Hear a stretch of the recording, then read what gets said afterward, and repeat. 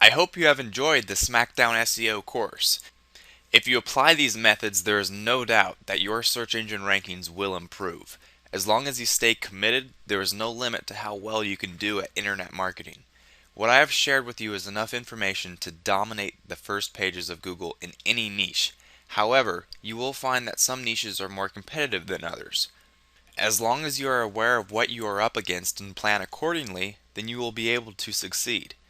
Just remember that if you are going up against sites that are built out strongly, then it may take a little longer than competing against weaker, less developed sites or free websites like article directories or Web 2.0 properties that have a small amount of links.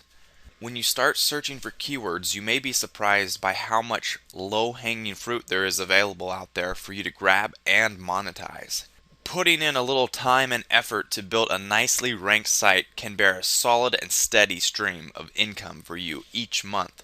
I've used these methods on article directories, Web 2.0 properties, my affiliate websites, as well as local business sites, all of which brought me the exact results I was aiming for.